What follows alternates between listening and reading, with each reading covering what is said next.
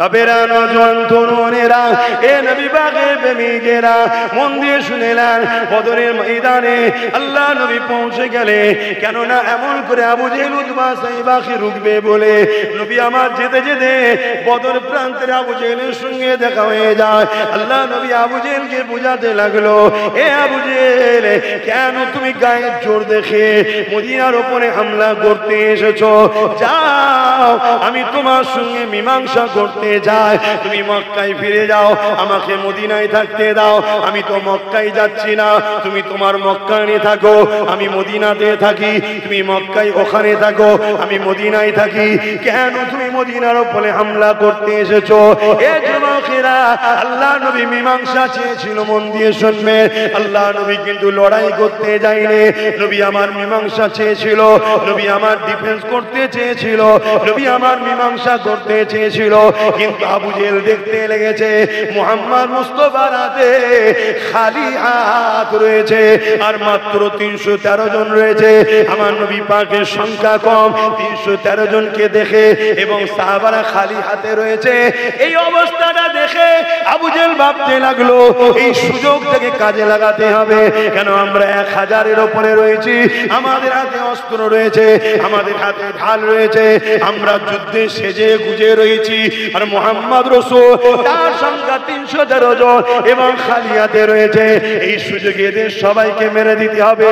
যেমন আজকে আমার দেশের প্রাইম মিনিস্টার ভাবতে লেগেছে, মুসলমানদের সিএম নেই, মুসলমানদের মন্ত্রী নেই, মুসলমানদের ডিএম নেই, মুসলমানদের পুলিশ নেই, মুসলমানদের জজ নেই, মুসলমানদের উকিল নেই, মুসলমানদের আদালত কি বলে মিলিটারি নেই। এই সুযোগে মুসলমান দিয়াকে মেরে দিতে হবে। এই মনে রাখবে, আবু জেহেল এই স্বপ্ন দেখেছিল, আল্লাহ আবু জেহেলের ঘুম ভাঙিয়ে দিয়েছে।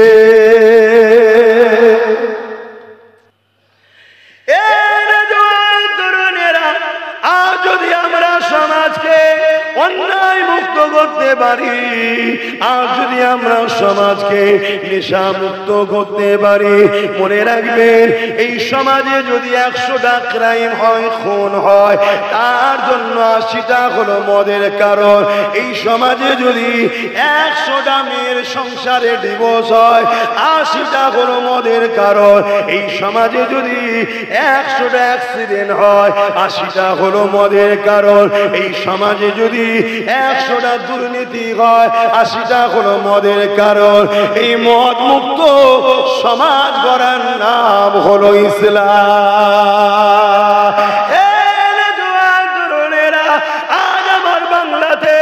মদ এত ব্যাপকভাবে চলতে লেগেছে, স্কুলগুলো বন্ধ হয়ে যাচ্ছে, আর প্রতিটা অঞ্চলে অঞ্চলে মদের লাইসেন্সকে গভর্নমেন্ট দিতে লেগেছে।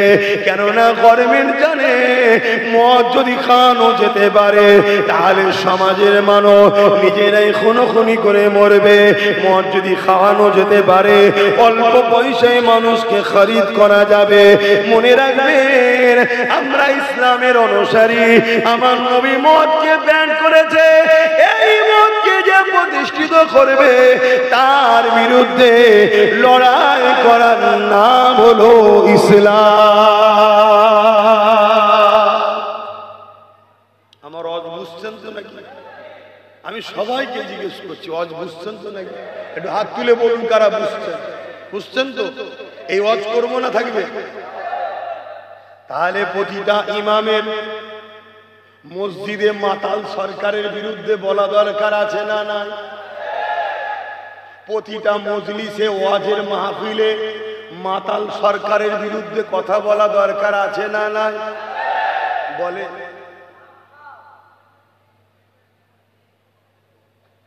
আব্বাস সিদ্দিকীর ওয়াজ শুনবেন না থাকবে? আব্বা বলবো না?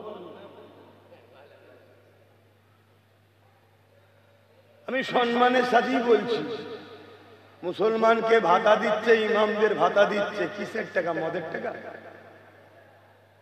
জানেন? নারী দেহ বিক্রি করার টাকা, সুদের টাকা। কই বলছে না তো? বলছে আমি দিই। একটু ভাবতে হবে না, কেন এই হারামটা খাওয়ানো হচ্ছে? এই হারামটা খাওয়ানো হচ্ছে কেন? কেন আমাদের মধ্যে যদি হারাম না ঢোকে আমরা ইসলাম থেকে দূরে সরে যাব না, এজন্য হারাম ঢুকানো হচ্ছে।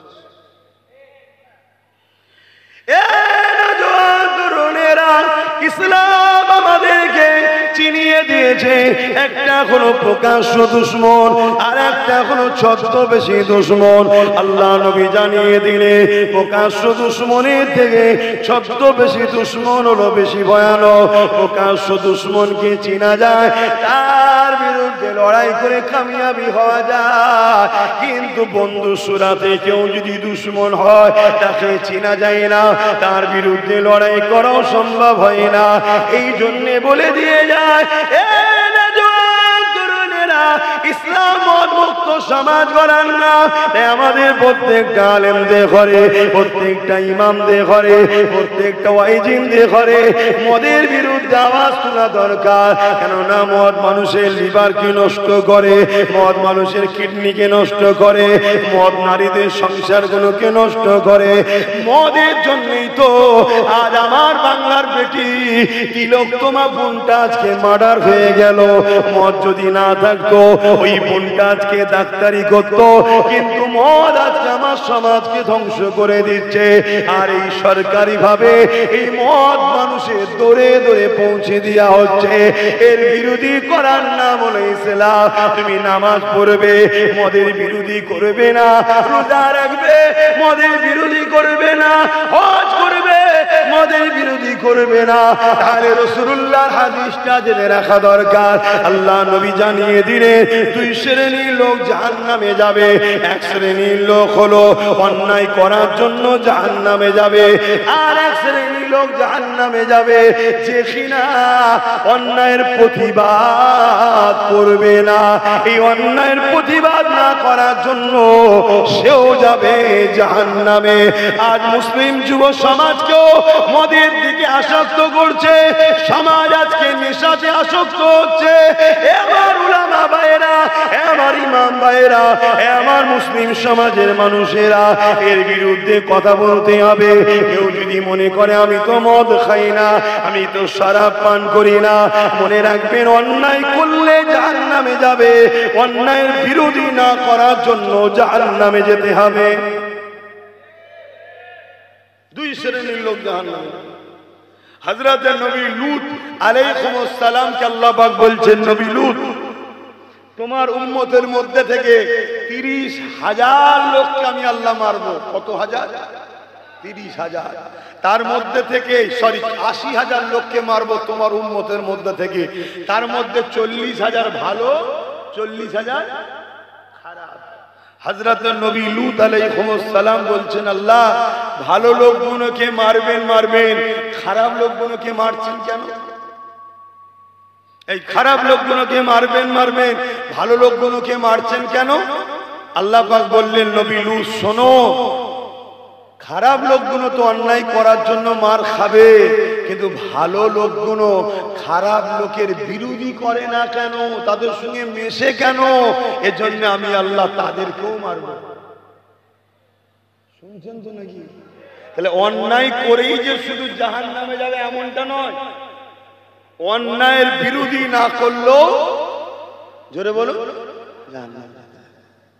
এটা আল্লাহর বিধান। আল্লাহ আমাদেরকে খায়রুল উম্মাহ করেছে, শ্রেষ্ঠ উম্মাত আল্লাহ আমাদেরকে বানিয়েছে। আমাদের কাজ দুটো, অন্যায়কে মিটানো, ন্যায়কে প্রতিষ্ঠিত করা। অন্যায় মিটাতে গিয়ে যদি আপনার জেল হয়, আল্লাহর খুশির জন্য জেলে যেতে হবে।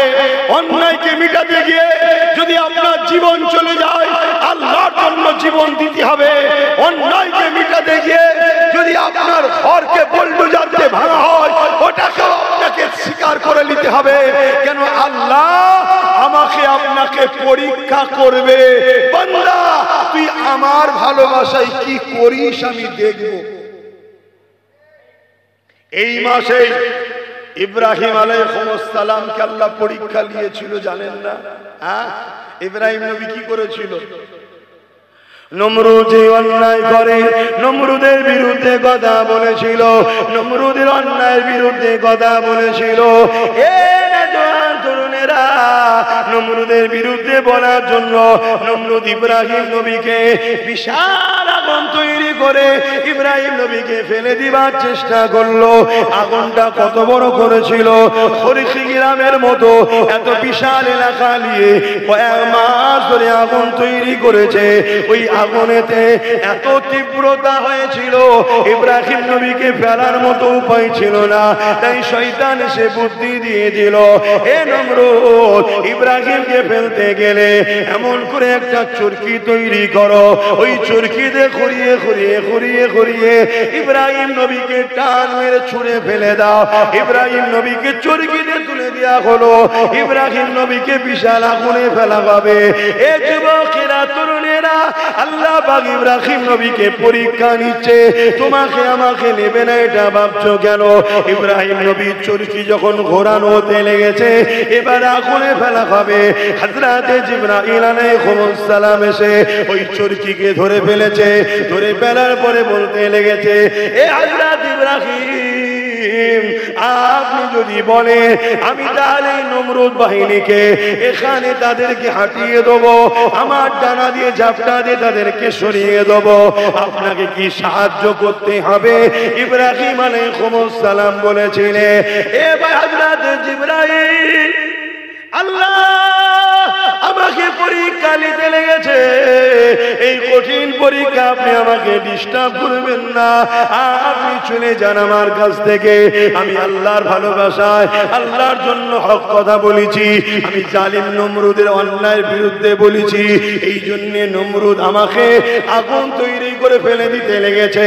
আমার আল্লাহ পাক তিনি দেখতে লেগেছে, আমার আল্লাহ যদি ইব্রাহিমকে বাঁচাতে চান, তিনার ক্ষমতা আছে বাঁচাবা।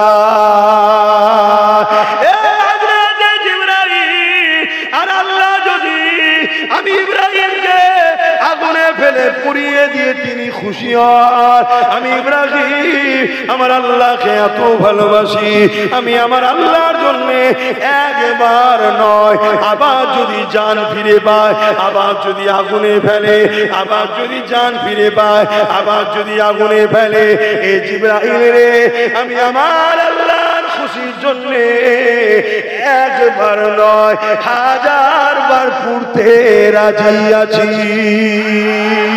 আরো জোরে বলুন সুবহান।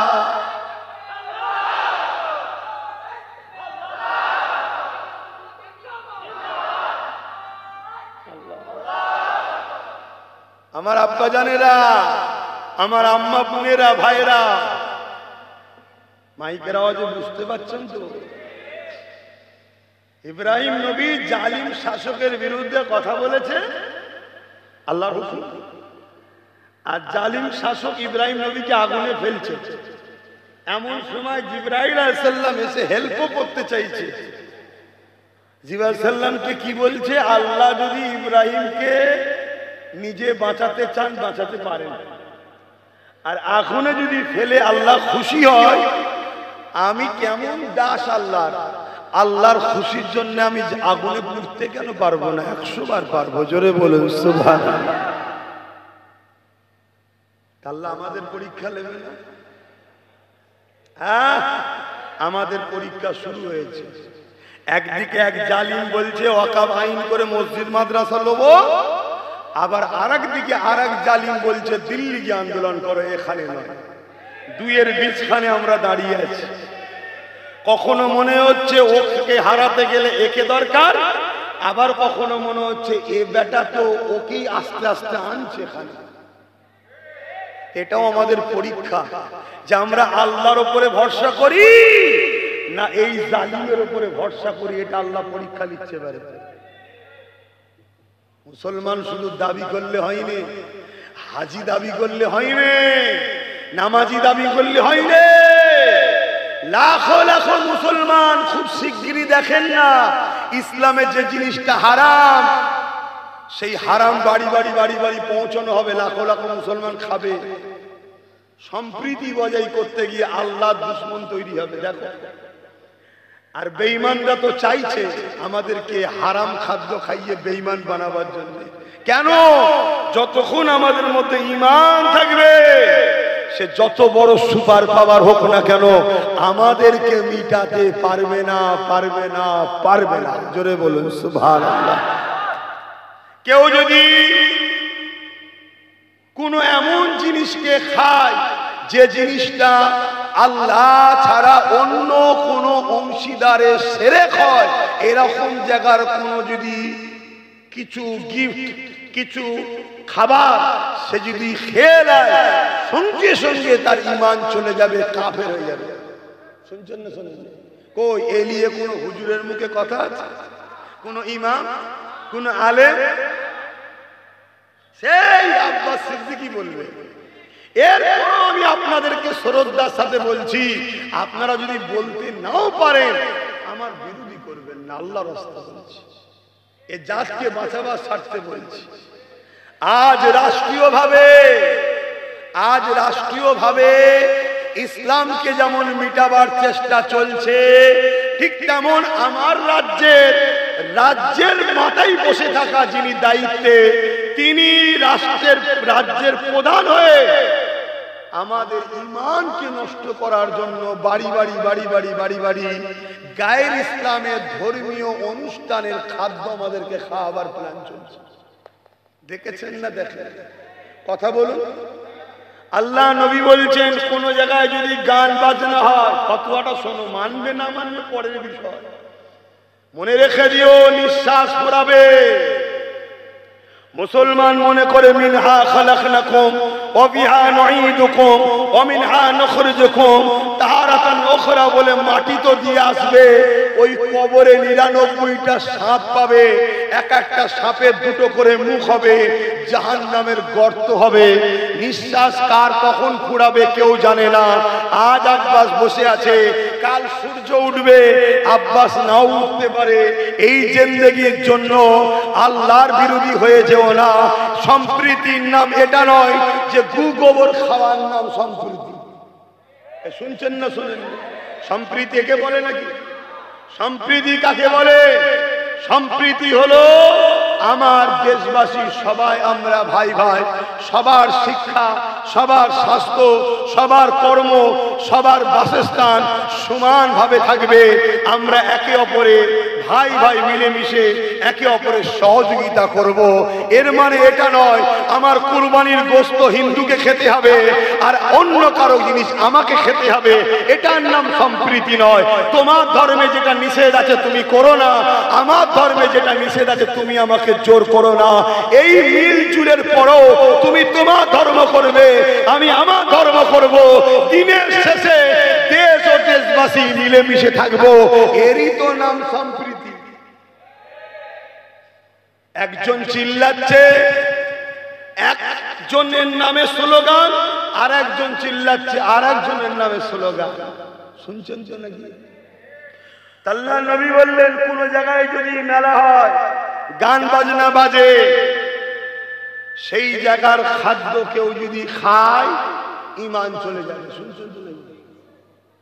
এটা শরীয়তের হাদিস, হুকুম। বসিরহাটের বড় মৌলানা ফতোয়া আমিনিয়া পড়ে নেবেন, পেয়ে যাবে। শুনছেন তো নাকি? আমার কথা আপনাদের অসুবিধা হচ্ছে নাকি? শরীয়ত বলছি। কোন জায়গায় যদি গান বাজনা হয়, সেই গান বাজনার অনুষ্ঠিত মেলার খাবার যদি খেলে ঈমান চলে যায়। কোন জায়গায় যদি আল্লাহর না ছাড়া অন্যজনের উপাসনা শরীক করা হয় আল্লাহর সাথে, সেই জায়গার খাদ্য খেলে ঈমান থাকবে? তাহলে আমাদের বেঈমান বানাবার চেষ্টা চলছে না চলে না? কেন চাইছে? প্রশ্ন তো, কেন চাইছে? কেন চাইছে? মন দিয়ে শুনে রেখে দেন। এই বেঈমানগুলো দেখেছে বদরের ইতিহাস, এই বেঈমানগুলো দেখেছে খাইবারের ইতিহাস, এই জালিমগুলো দেখেছে মুতার ইতিহাস, এই জালিমগুলো দেখেছে বিশ্বের বুকে ইসলামকে মিটাবার জন্য আমেরিকা চেষ্টা করেছিল ইসলামকে মিটিয়ে দেব। আমেরিকার ডব্লিউ বুশ বলেছিল ইসলাম আমেরিকাতে রাখবো না, কিন্তু আল্লাহ পাকের মর্জি দেখো আমেরিকার ডাবলু বুশের কন্যাকে আল্লাহ ইসলাম কবুল করিয়ে কোরআনের হাফেজা বানিয়ে দিয়েছে। ইতিহাস সাক্ষী দিতে লেগেছে বদরের জমিনেতে মক্কা থেকে 1000 সৈন্য আগে আসতে লেগেছে মদিনার উপরে হামলা করবে বলে। মন্দির শুনে রেখে দাও যুবকেরা, ওই সময়তে দেখা যায় আল্লাহ নবীর কানে খবরটা চলে এলো মক্কার আবু জেহেল 1000 সৈন্য নিয়ে আসতে লেগেছে মদিনার উপরে হামলা করে দেবে বলে। ওই আবু জেহেলের হাতে অস্ত্র রয়েছে, ওই আবু জেহেলের হাতে তরোয়াল রয়েছে, ওই আবু জেহেলের হাতে ঢাল রয়েছে। ওই আবু জেহেল বাহিনীরা ঘোড়ার পিঠে উটের পিঠে চেপে চেপে আসতে লেগেছে। তারা মদিনার জমিনে হামলা করবে, মদিনাকে তারা মিটিয়ে দেবে। কেন মিটিয়ে দেবে? মদিনার মানুষেরা আল্লাহ নবীকে সাথ দিয়েছে, আল্লাহ নবীকে প্যার করেছে, আল্লাহ নবীকে আপন করে নিয়েছে, এই জন্য তাদের রাগ মদিনার উপরে। কিন্তু আমার নবী পাক যে খবরটা পেয়ে গেল, সাহাবা হুজুরকে বলতে লাগলে, এ বাবা সাহাবারা, আবু জেহেল বড় অত্যাচারী, সে বাচ্চাদের উপরও দয়া করবে না, নারীদের উপরও দয়া করবে না, মুরব্বীদের উপরও দয়া করবে না, বেটিদের উপরও দয়া করবে না। এ আবু জেহেলকে মদিনার জমিনে ঢুকা রাখে, আমাদেরকে তাদেরকে রুখতে হবে। আমরা চলো তাদেরকে গিয়ে বুঝাই, কেননা তারা মক্কা জমিনে আছে, আমরা মদিনার জমিনে রয়েছি। কি দরকার তাদের মদিনার জমিনে এসে হামলা করবে? আমরা তাদেরকে বুঝাবো। এই কথা যখনই শুনলো আল্লাহ নবীর সাথে মাত্র 313 জন যুবক সাহাবা রওনা দিলে।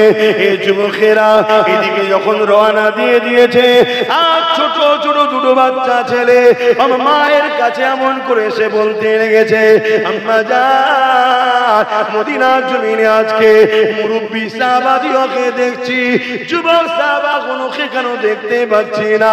ওই সময় আম্মা বলেছিল, এ নবীর দিবানা আমার বাচ্চারা শুনে রেখে দাও, ওই আবু জেহেল মক্কা জমিন থেকে 1000 সৈন্য নিয়ে এসে মদিনার উপরে হামলা করবে বলে আগে এসেছে।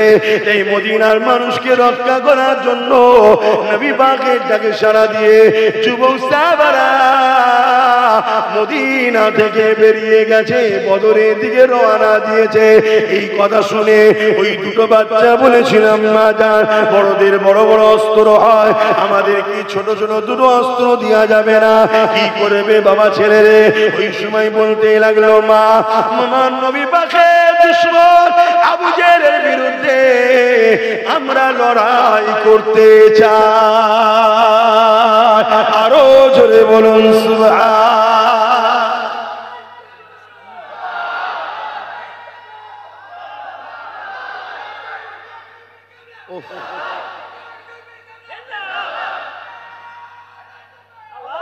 বাপেরা, এর ভেতরে এত গরম হয়ে গেছে, আমি পুরো কিন্তু ভিজে যাচ্ছি। এই জামাটাই আবার আমার গায়ে শুকোবে, তাহলে বুঝতে পারছেন আমার হাল কি হচ্ছে। না পানি দেবেন না, আরো অবস্থা খারাপ হয়ে যাবে। না না, ও হলো আবহাওয়াটাই তো গরম হয়ে গেছে। তা আমার অনেক ভাইয়েরা তারা জান্নাতে ঢুকতে চাইছে, আপনারা একটু ঢুকতে দেবেন না? কি গো, জান্নাতীরা হিংসুক হয় নাকি? আমার ভাইদেরা ঢুকতে দেবেন না? তাহলে একটু যদি পারেন আগিয়ে গিয়ে আসেন না, একটু তাড়াতাড়ি। অনেক আলোচনা আছে, সময় আবার আমার অপেক্ষা করেন না। অনেক আলোচনা আছে, অনেক বলবো। আমার যতক্ষণ জান আছে আমি বলবো, তাতে বলতে বলতে যদি মরে যায় আলাদা কথা, কিন্তু যতক্ষণ জান আছে বলবো। থাক, ডান দিকে চেপে সামনে দিকে এগিয়ে গিয়ে আসে। জান্নাতের যুবকদের ভিড় হচ্ছে, ইবলিস ও ইবলিসের চালাদের বুকে ব্যথা হবে।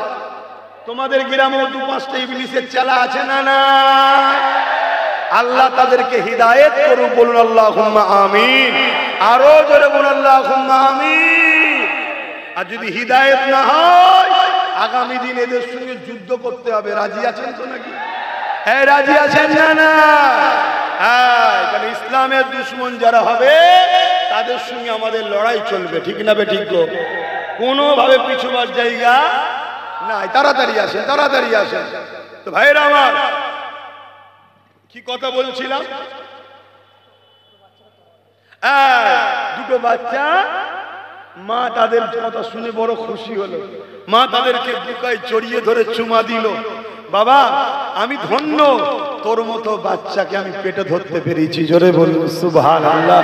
তুই মুহাম্মদ রাসূলের জন্য, দ্বীনের জন্য, ইনসাফের জন্য, ইনসানিয়াতের জন্য, মানবতার জন্য, গরীবের জন্য, মানুষের জন্য তোর মনে যে এই চিন্তা ভাবনা আছে, সন্ত্রাসের বিরুদ্ধে লড়ার মন মানসিকতা এই বাচ্চা বয়সে তোদের রয়েছে, আমি মা বড় গর্বিত।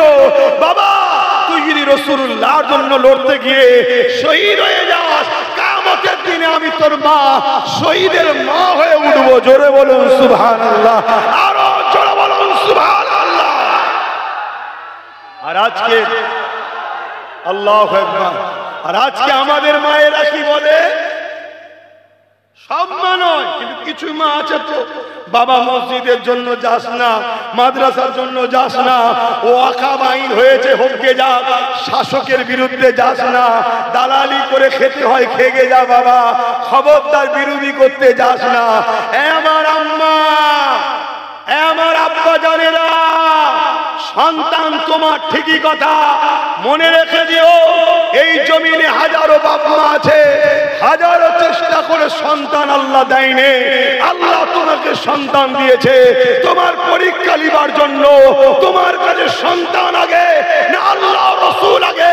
সেই দিনের জন্য তুমি তোমার বাচ্চাকে আটকে রেখে দিচ্ছ, দিনের দিকে যেতে দিচ্ছ না। মনে রেখে দিও ওই সন্তানকে আল্লাহ এমন বিস্ফোরা তৈরি করবে, ওর হাতে তোমাকে আল্লাহ লাঞ্ছিত করবে, ওর হাতে আল্লাহ তোমাকে মার খাওয়াবে, ওর হাতে আল্লাহ তোমাকে অপমানিত করবে, এবং কিয়ামতের দিনে ওই বাচ্চার কারণে তুমি জাহান্নামে যাবে। এটা মনে রেখে দিও আমার মা বাবারা, এটা মনে রেখে দিও। তোমার বাচ্চা যখন ইসলামের দুশমনদের ঝান্ডা ধরে যায়, তুমি বাপ মা তখন বাধা দিও না, তখন তুমি বলছো বাবা ঠিক আছে যা যা। আর তোমার বাচ্চাটা যখন মুহাম্মদ রাসূলের ঘরের ছেলে, নবী বংশের আওলাদ, আর কুরাইশ বংশের বাচ্চা, আব্বাস সিদ্দিকীর ঝান্ডা ধরে আহলে সুন্নাত ওয়াল জামাতের ঝান্ডা ধরে যখন যায়, মা আছে অনেক, বাপ আছে অনেক, তাদেরকে রুখতে চাও, যাসনি বাবা। আব্বাসের সঙ্গে শাসকের লড়াই আছে, বলে না বলে না, মারে। শাসক আমার জমি মেরে লাইনে, শাসক আমার চাকরি মেরে লাইনে, শাসক আমার কিছু ক্ষতি করে দেয়নি, শাসক আমার কিচ্ছু করতে পারবেও না। মা, শাসকের সঙ্গে আমার লড়াই, শাসক হলো জালিম আর আমার নবী হলো মজলুমের সাথী, তাই আমিও মজলুমদের হয়ে কথা বলি। জোরে বলুন সুবহানাল্লাহ। শাসক মাদ্রাসাকে মিটাতে চায়, শাসক মসজিদকে মিটাতে চায়, শাসক যখন কেন্দ্রের বিরুদ্ধে কথা বলবো, শাসকের তখন বুকে ব্যথা হয় যে বাংলায় মসজিদ মাদ্রাসা নিয়ে কথা বলা যাবে না। অতএব এত বড় মসজিদের বিদ্বেষ, এত বড় কোরআনের দুশমন, এত বড় ইসলামের দুশমন, এই শাসকের বিরোধী করা, এটা আব্বাস সিদ্দিকীর ঈমানের পরিচয়, তাই আমি এর বিরোধী করি। মা,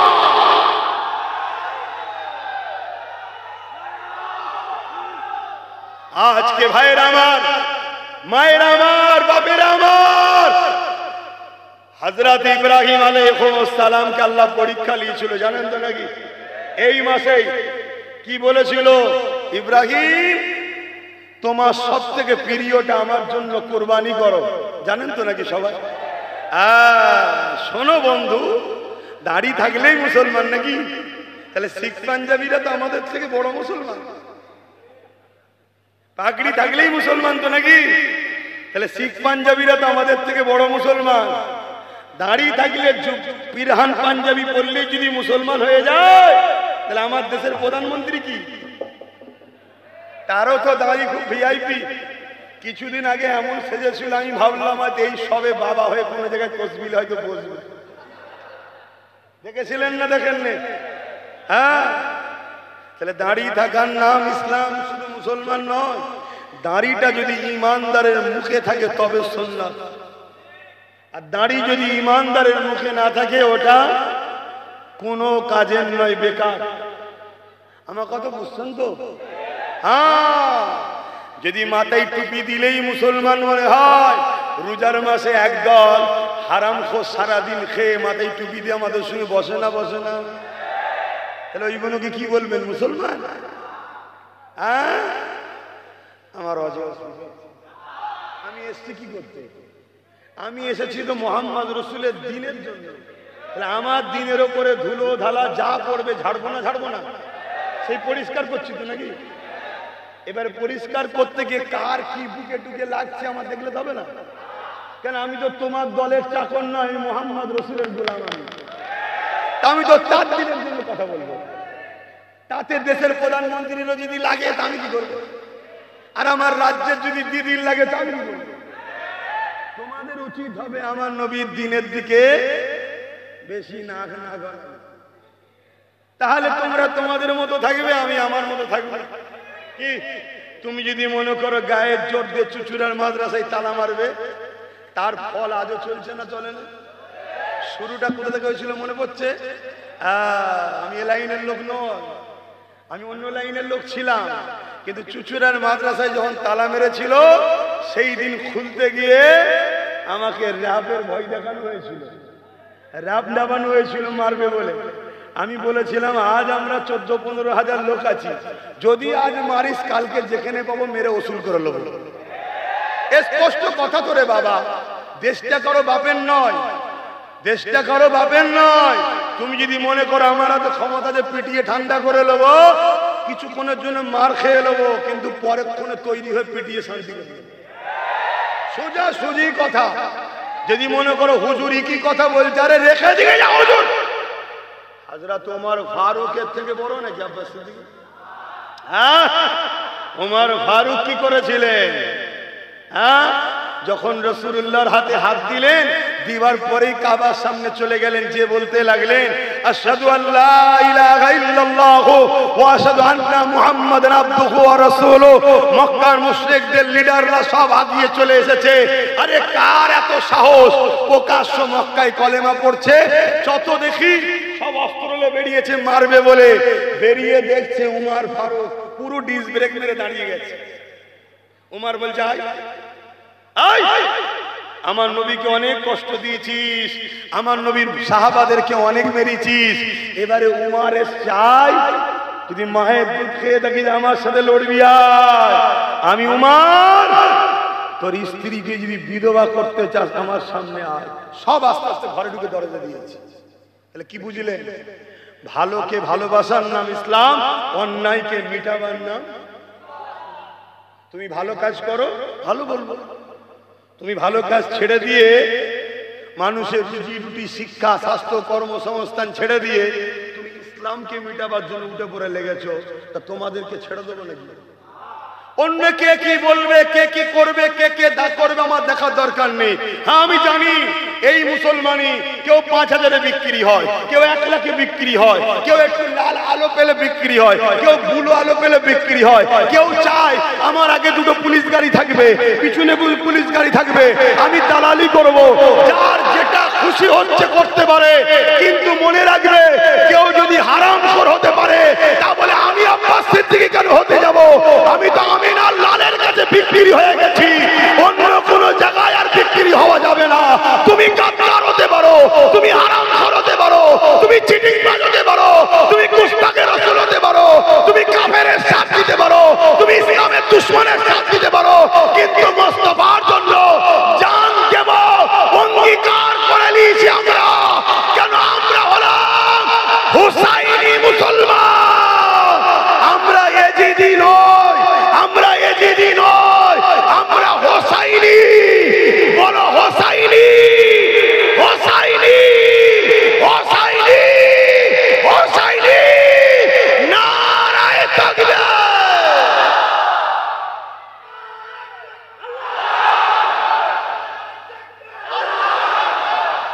আমাদের ইমাম হোসাইন, ইমাম হোসাইন পাক আলাইহিমুস সালাম রাদিয়াল্লাহু তাআলা আনহু ওয়া রাদওয়ান, আমাদের ইমাম তিনি যিনি জান্নাতের যুবকদের সর্দার।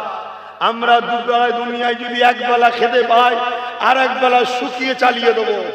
এক বেলা যদি না খেতে পাই আলহামদুলিল্লাহ বলবো, আরেক বেলা খেয়ে ওটাও আলহামদুলিল্লাহ বলবো।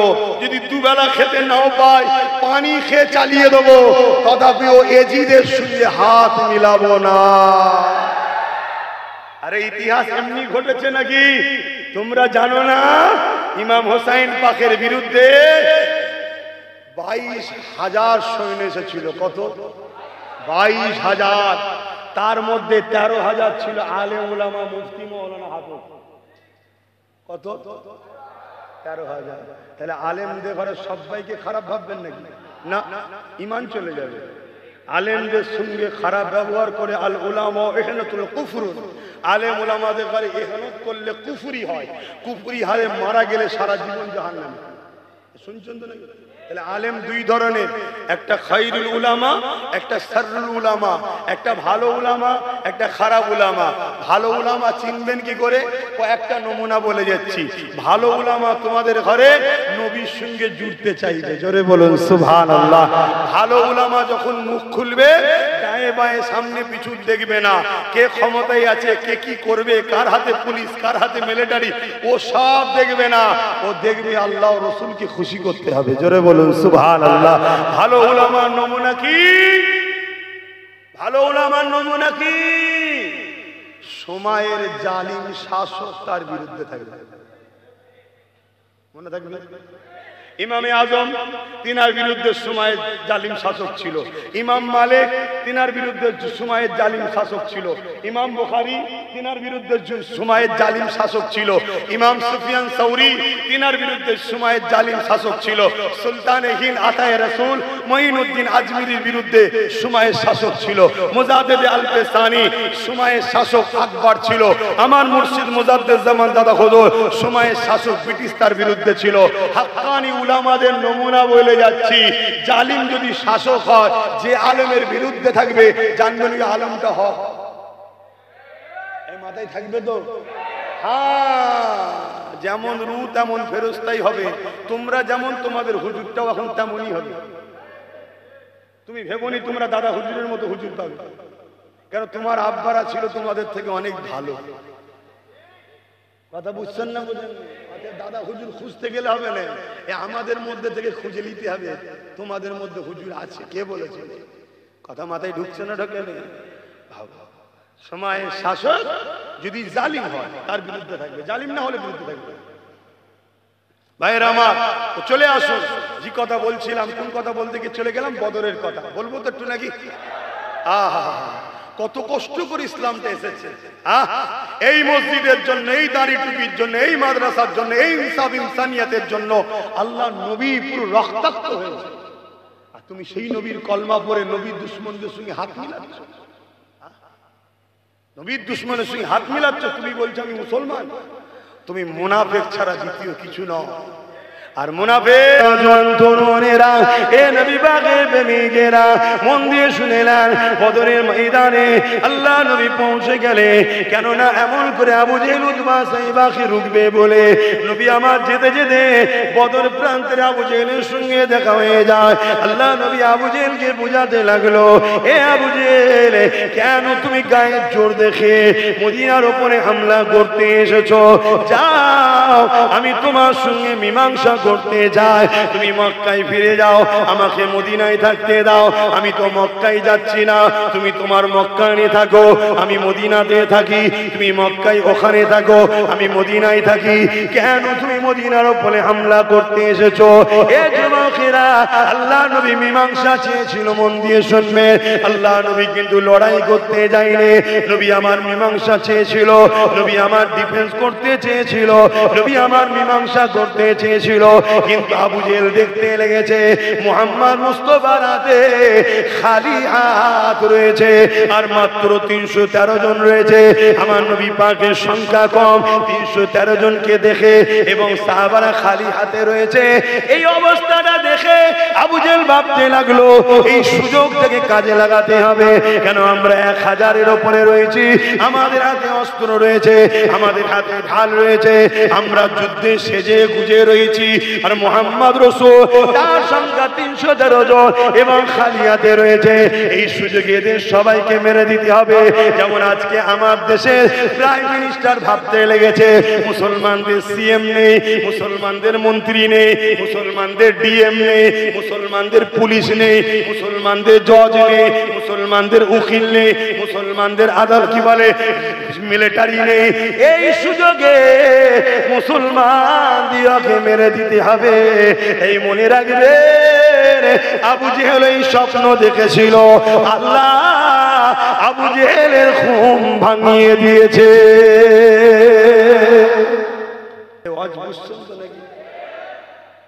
আজকে আমার দেশে ভাবছে যে এদের হাতে কিছু নেই, এদের মন্ত্রী নেই।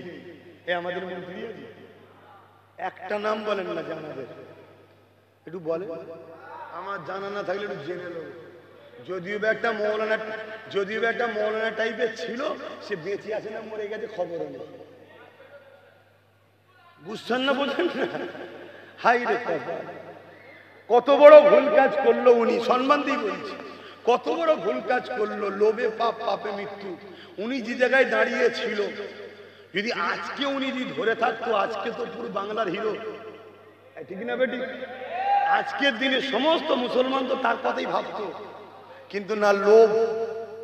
আমার মাথায় একটা আলো জ্বলবে, খাই খাই খাই খাই,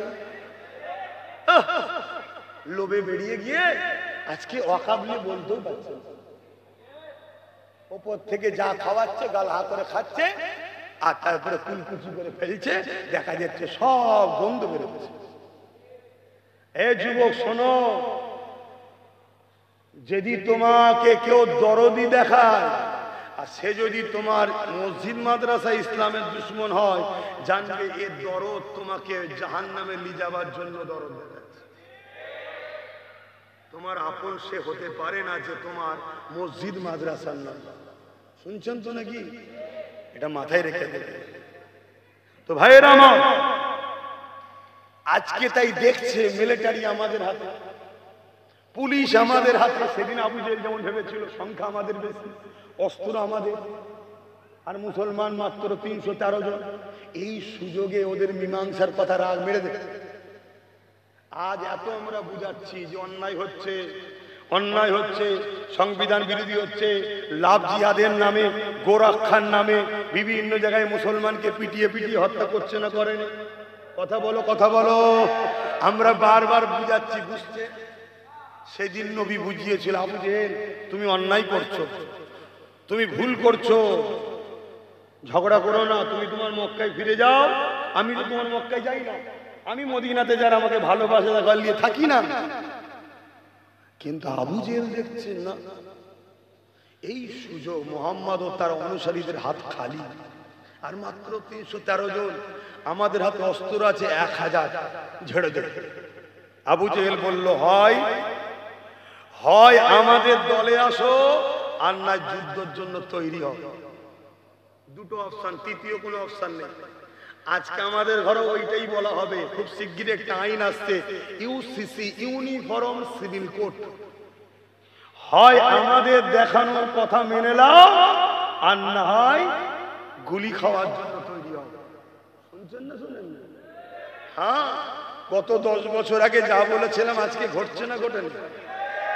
আমি বলেছিলাম আজ থেকে প্রায় 1 বছর 8-9 মাস আগে যে 3 বছর সময় দিচ্ছি, এর মধ্যে চোখ দিয়ে পানিরাই খুন বেরোবে, সেই দিকে যাচ্ছে। তুমি বেশি নয়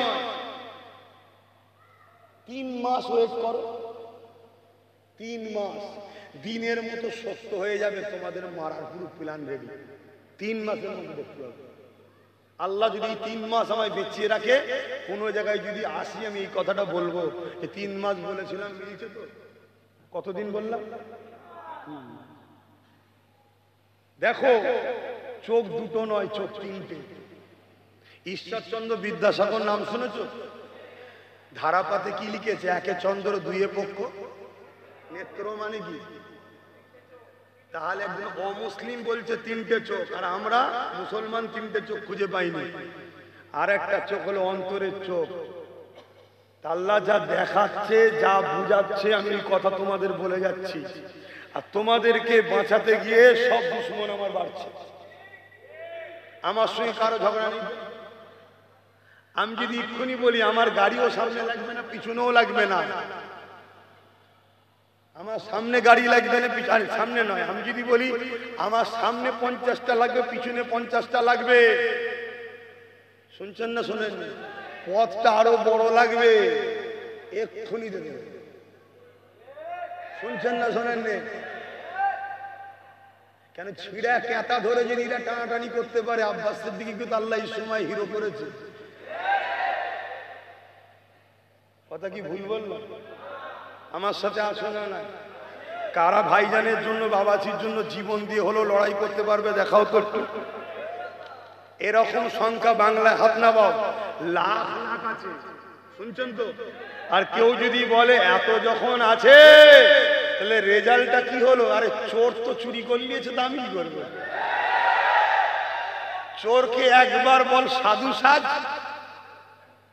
চোরকে একবার শুধু বল সাধু সাজ, দেখবি চোখের, চোরের চোখ অন্ধ হয়ে যাবে, পুরো অন্ধ দেখবে। হ্যাঁ, বিশেষ করে বেটাদের থেকে, বাপ মার থেকে আরো বেশি ভালোবাসে মা বোনেরা। কথা শুনছেন তো নাকি? ও যতই তুই 1000 দিস, দিল কিন্তু আমাদের সাথে, এটা মনে রাখবি। কেন এরা সিদ্দিকী আকবরের দাদা হুজুরের রুহানি আওলাদিরা, ঠিক না বেঠিক গো? হ্যাঁ, কখনো কখনো ভুল বুঝিয়ে একটা দুটোকে এদিক ওদিক করে দেওয়া যায় ঠিকই, কিন্তু সময় এলে সব দেখবেন ঠিক হয়ে যায়। কিন্তু চোর যদি চুরি করে ফেলে, আমার ছেলেরা কি করবে? তবে ছেলেরা কিন্তু অনেক শিখে গেছে চোর ধরা, নাকি? শিখেছো তো নাকি? হ্যাঁ, কবাডি খেলা দেখেছেন? কবাডি খেলা, হাডুডু, কবাডি কবাডি কবাডি করে খেলে। এক একজনে এমন ভাবে পা ধরে, পা খুলে চলে যাবে, তো ওই পাটা লিখে দিতে পারবে না। চোর ওইভাবে ধরতে হবে। শুনছেন? কেন আগামী দিন আমাদের এই দেশে বাঁচে থাকা একটা বড় লড়াইয়ের ব্যাপার আছে। তো যাক, আমি বদরের কথাটা একটু বলে নিই, কেন আপনাদেরও কষ্ট হচ্ছে গরমের মধ্যে। এর ভেতরটা কত গরম আপনারাও বুঝতে পারছেন। সব ভেতর ঘেমে ঘেমে ঘেমে ঘেমে নাচছে। আল্লাহ নবী, নূর নবী, দয়াল নবীকে যখন আবু জেহেল বলল দুটো কথা, হয় আমাদের দলে চলে আসো, না হয় লড়াইয়ের জন্য প্রস্তুত হও। আল্লাহ নবী বললেন, সাহাবারা জুলুমের পক্ষে যাবে? কি গো, জুলুমের পক্ষে যাবে? সাহাবারা বললেন, জি না ইয়া রাসূলুল্লাহ। আল্লাহ ও রাসূলের বিরুদ্ধে যাবে? সাহাবারা বললেন, জি না ইয়া রাসূলুল্লাহ। আল্লাহ নবী বললেন, অত্যাচার জুলুম করাটা ইসলামে হারাম, অতএব এরা হলো অত্যাচারী, এদের পক্ষে যাবার ব্যাপার নেই। দ্বিতীয় অপশন যেটা হলো লড়াই করতে, এরা বলছে চলো বাবা আমরা লড়াইয়ের জন্য, ডিফেন্সের জন্য প্রস্তুত হয়ে যাই। জোরে বলুন সুবহানাল্লাহ। এদের যখন শখই গেছে, তা আমরা ডিফেন্সের জন্য তৈরি হই। কিসের জন্য? ডিফেন্স। তাহলে ইসলামের ডিফেন্স করা কি ফরজ? ইসলামের ডিফেন্স করা কি ফরজ? আজকে কেউ যদি মনে করে আমাদেরকে মিটাবো, আমরাও ডিফেন্সের জন্য তৈরি হওয়া দরকার আছে না? না, এটা ফরজ হতেই হবে, হতেই হবে, ইসলামের হুকুম এটা। দ্বিতীয় নম্বর, রাসূল পাক সাল্লাল্লাহু আলাইহি ওয়াসাল্লাম সাহাবাদেরকে যখন বললেন তৈরি হও ডিফেন্সের জন্য, সাহাবা হুজুররা বলেন, ইয়া রাসূলুল্লাহ ওদের হাতে অস্ত্র আছে, ঢাল আছে, ওদের সংখ্যা 1000, হুজুর আমাদের হাতে তো কিছু নেই, আমরা তো সোলে মীমাংসা করতে চেয়েছি, এরা তো শুনতে চায় না। আল্লাহ নবী বললেন, বাবারা আমাদের হাতে কিছু নেই তো কি হয়েছে, আমাদের আল্লাহ তো আছে। জোরে বলুন সুবহানাল্লাহ, আরো জোরে বলুন সুবহানাল্লাহ। খাজুর বাগানের এলাকা, আল্লাহ নবী বললেন খাজুরের ডাল লাও, বিসমিল্লাহ বলে দাঁড়িয়ে যাও। খাজুরের ডাল লাও, বিসমিল্লাহ বলে দাঁড়িয়ে যাও। সাহাবারা খাজুরের ডাল হাতে তুলে নিলেন, নিয়ে দাঁড়িয়ে গেলেন। আর নবী পাক সাল্লাল্লাহু আলাইহি ওয়াসাল্লাম কাটা ঠিক করছে। যুদ্ধের যে প্রস্তুতি আগে হয়, সেই উপস্থিত ট্রেনিং রাসূল পাক সাল্লাল্লাহু আলাইহি ওয়াসাল্লাম দেখছেন কাতারে, আর ওই দুটো বাচ্চাকে রাসূল দেখতে পেয়ে গেছে, যারা হুজুরের কাতারে এসে ধীরে পড়ে এসে জয়েন্ট হয়েছে। আহা আমার আম্মা বাপেরা, দেখো দেখো, ছেলে চলে যাবে, থাকবে না। আল্লাহ নবী বাচ্চা দুটোকে দেখে বলতে লাগলো, বাবারা তোমরা এই ময়দানে কি করছো বাবা? এটা কোনো খেলা করার জায়গা নয়। জালিমরা মানতে চায়নি, তারা লড়াইয়ের জন্য প্রস্তুত নিয়েছে, তারা আমাদেরকে ওপরে হামলা করবে, আমাদেরকে ডিফেন্সের জন্য তৈরি হতে হবে। তবে বাবা ছেলেরা, তোমরা ছোট ছোট বাচ্চা, এই ময়দান তোমাদের জন্য নয় বাবা, তোমরা তোমাদের ঘরে ফিরে চলে যাও বাবা। ওই বাচ্চা দুটো বলতে লাগলো, ইয়া রাসূলুল্লাহ হাবিবাল্লাহ, আমরা যখন খবর পেলাম আপনারা আবু জেহেলের জন্য এমন করে তাদের পথকে আটকাবার জন্য মক্কায় যেন ঢুকেন, মদিনায় যেন ঢুকে না পড়ে, এই খবর যখনই পেয়েছি আমরা আমাদের মাকে বলে আপনার পাশে দাঁড়াবার জন্য এসেছি। ইয়া রাসূলুল্লাহ হাবিবাল্লাহ, আবু জেহেল সম্বন্ধে আপনার মুখ থেকে অনেক বয়ান শুনেছি, যখনই আবু জেহেলের নাম শুনেছি আমরা বুঝতে পেরেছি ওই আবু জেহেল কখনো সঠিক রাস্তায় আসবে না। এই জন্য আম্মাকে বলে ছোট ছোট দুটো ছুরি আমরা এনেছি। ইয়া রাসূলুল্লাহ হাবিবাল্লাহ, মা বড় খুশি হয়েছিল যখন আমরা বলেছিলাম আবু জেহেলের বিরুদ্ধে লড়াই করব। মা বড় খুশি, আমাদেরকে বিদায় দিয়েছে। আল্লাহ নবীর চোখটা ছলছল হয়ে গেল। এই জমিনের উপরে আমাকে কত ভালোবাসে, আল্লাহকে কত ভালোবাসে। এই সময়তে নবী বললে, ঠিক আছে বাবা, তারপরও বাচ্চা যে ঘরে লড়াইয়ের ময়দানে থাকতে না, তোমরা ঘরে চলে যাও বাবা। ওই ছেলে দুটো বাইনা করতে লাগলো। আল্লাহ নবী তাদের দুজনের বাইনা দেখে বড় ভাইটাকে নবী আমার ইজাজত দিয়ে দিলে, ঠিক আছে দুই ভাইয়ের মধ্যে বড় ভাইটা থাকো, ছোট ভাইটা ঘরে চলে যাও। ছোটটা কাঁদতে লেগেছে, আসমানের দিকে মুখ তুলে বলতে লেগেছে, ও রাব্বি আল্লাহ, কেন আপনি আমাকে ছোট করলেন? আমি যদি দুনিয়ায় আগে আসতাম, আল্লাহ নবী আমাকে আজকে ইজাজত দিয়ে দিত, কিয়ামতের দিনে আমি বলতে পারতাম আল্লাহ আমি কি করেছি জানি না, তবে বদরের ময়দানে শয়তানদের বিরুদ্ধে আপনার বন্ধুর পাশে দাঁড়িয়েছিলাম। তরুণেরা, আমাদের দ্বারাও কি লাভ হবে, কি কাজ হবে আমরাও জানি না, কেন ফাইসাল্লাহ আল্লাহর হাতে। তবে কিয়ামতের দিনে বলতে পারবো, আল্লাহ অর্থের লোভ দিয়েছিল যাই না, থানার ভয় দেখেছিল খাবরে যাই না, কেসের ভয় দেখেছিল খাবরে যাই না, মেরে দিবার হুমকি দিয়েছিল তাও ভয় খাই না। এ আল্লাহ, জিন্দেগিতে কি করতে পেরেছি জানি না, তবে তোমার নবীর বংশের আওলাদের সাথ দিয়ে ইসলামের দুশমনদের পক্ষে না গিয়ে নবীর খানদানের আলেমদের পাশে দাঁড়িয়েছিলাম।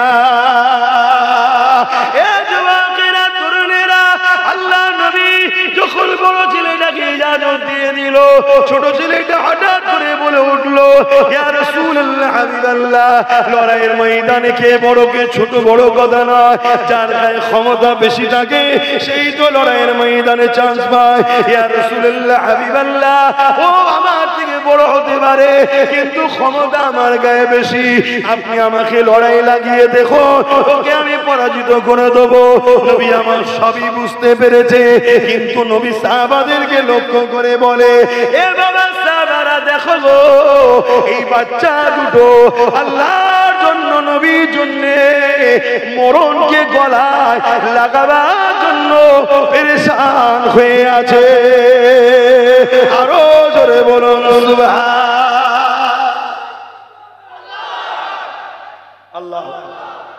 সময় আর আজকে আমরা কি করছি? আমরা বাঁচার জন্য ছুটছি, বাঁচার জন্য। কোন জায়গায় গেলে একটুখানি বাঁচবো? এ বোকা, যার যেদিন মৃত্যু আছে যেভাবে আছে সেইভাবে হবে। আমি আমার আগে কিছু কোনো পাহাড় আছে না, আমি ঘুরে বেড়াই কি করে? কেন আমি জানি পৃথিবীর কারো ক্ষমতা নেই আমার মৃত্যু থেকে 1 সেকেন্ডে আমায় আগে মৃত্যু দিতে পারবে। এইটা আল্লাহর উপরে আমার অগাধ বিশ্বাস যে আমার আল্লাহ যেদিন যেভাবে যেখানে যেটা কপালে লিখে রেখেছে সেটাই হবে। কথা শুনছেন? অতএব তোমাদেরও সেটা হবে। তুমি যদি লোহা সিন্ধুকের মধ্যেও ঢুকে বসে থাকো, পুরো সিল করে অক্সিজেনের সিলিন্ডার নিয়েও তোমার যেদিন যে সময় যে সেকেন্ডে মৃত্যু হবার ওই সিন্ধুকের মধ্যে গিয়েও তোমার জান কবজা হবে। মাইকেল জ্যাকসন নাম শুনেছেন? পৃথিবীর সেরা নাকি ড্যান্সার ছিল, ড্যান্স করত। পুরো পৃথিবীতে কয়েক মিলিয়ন কোটি লোক তাকে ভালোবাসত। এত নাকি সে ড্যান্স দেখাতো, যেখানে নাচ করতো পুরো মানুষ অটোমেটিক নাচতো তার সাথে। আর টাকা তার অভাব ছিল না। সেই মাইকেল জ্যাকসন সে টার্গেট নিয়েছিল আমি 150 বছর বাঁচবো। কত বছর? তার জন্য পৃথিবী বিখ্যাত 12টা ডাক্তারকে 24 ঘন্টা তার সাথে রাখত। সে যেখানে ঘুমতো একটা কাঁচের অক্সিজেনের প্ল্যান্টের মধ্যে, তার ভেতরটাই পুরো অক্সিজেন সিস্টেম দিয়ে এইভাবে ঘুমতো যেন আমি কোনো সময় না অক্সিজেন সমস্যা হয়। তার চুল থেকে নখ পর্যন্ত প্রতিটা টাইমে চেক হতো, তার খাদ্যকে প্রতিটা টাইমে চেক করা হতো। এক একটা ডাক্তারকে মাসে কয়েক কোটি টাকা করে মাইনে দিত। উদ্দেশ্য কি ভাই? 150 বছর জোরে বলুন বাঁচবো। 70 পার হয়নি কি পার হয়েছে হয়েছে। হঠাৎ এক রাত্রিরে নিঃশ্বাসের সমস্যা হলো। সব ডাক্তার মিলে চেষ্টা করলো, তাকে রুখতে পারল না। শুনছেন? যখন চলে যাবার সময় ডাক্তার হাত তুলে দিয়েছে, ওই টাইমে তার মধ্যে একটা চেতনা এসছে। তার মধ্যে একটা চেতনা এসছে যে এত কিছু করো আমি বাঁচতে পারছি না, তাহলে কেউ একজন পাওয়ার আছে, কেউ একজন পাওয়ার আছে। কিছু কিছু সাংবাদিক বলেছে ওই সময় সে ইসলাম কবুল করে নামটা দিয়েছিল মাইকেল থেকে মেকাইল জ্যাকসন। আমি জানি না তো ডিফারেন্স, কিন্তু আমি যেটা বলতে চাইছি সে মারা গেল। কেন? ওই সময় ওর মারা যাবার ডেট ছিল। দেখুন দুটো বাচ্চা, তাদের তামান্না দেখুন। তারা জুলুমকে মিটাতে চায়, তারা হকের পক্ষে দাঁড়াতে চায়। চোখের সামনে দেখছে জুলুমের শক্তি বেশি, জুলুমের হাতে অস্ত্র, জুলুমের হাতে ক্ষমতা বেশি, আর এরপরেও তারা মোহাম্মদ রসুলের সাথ ছাড়ছে না। নবী তাদেরকে বুঝিয়ে বুঝিয়ে ঘরে পাঠাচ্ছে। লাস্টে বলছে কুস্তি লাগান, বড় ভাইকে হারিয়ে দেবো। রসুল মুচকে হাসলেন। কুস্তি লাগানো হলো। বড় ভাইকে ছোট ভাই বলতে লেগেছে, ভাই রে তুই তো রসুলের সাথে বদরে দাঁড়াবার চান্স পেয়ে গেলি, কিয়ামতের দিন আল্লাহকে বলবি আমি রসুলের পক্ষে ছিলাম, আমাকে কেন সুযোগটা দিবি না?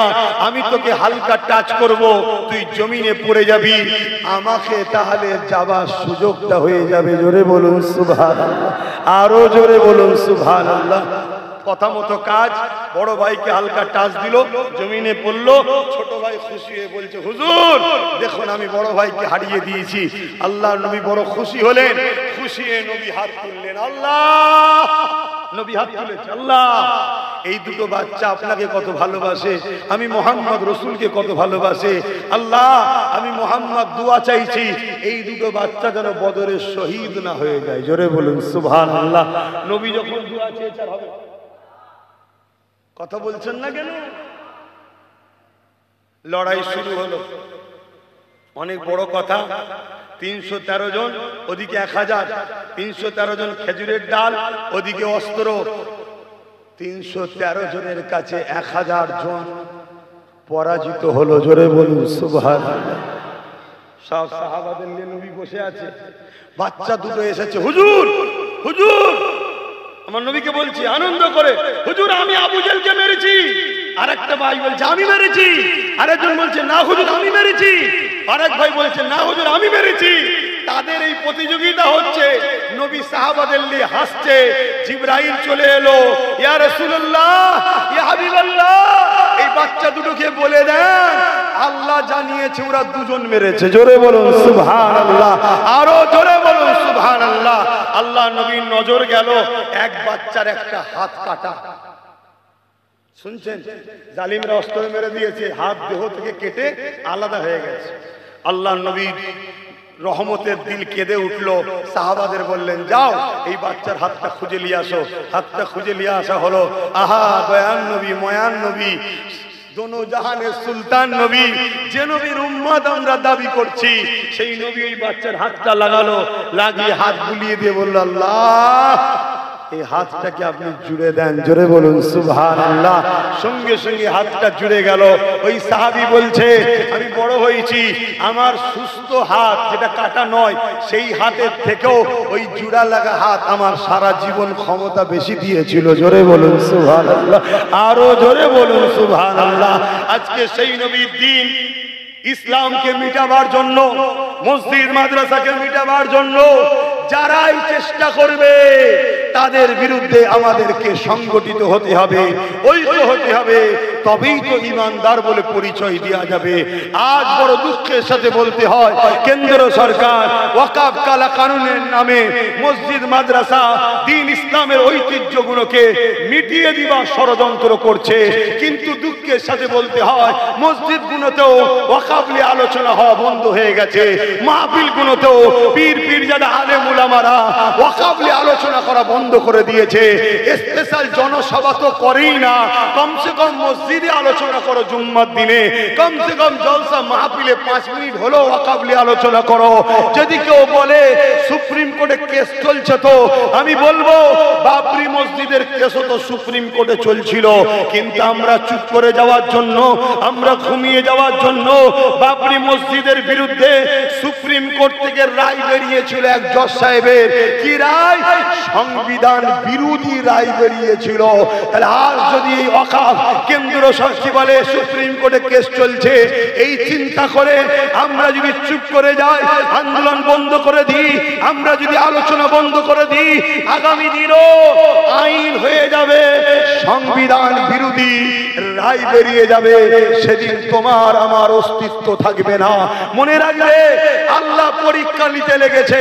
আমার মসজিদের জন্য কারা কথা বলে, আমার ঈদগাহ, কবরস্থান, খানকা যেটা ইসলামের পেহচান, ইসলামের পরিচয়, এর নিয়ে কতজন কথা বলে, এটা আল্লাহ আমাদের পরীক্ষা নিচ্ছে।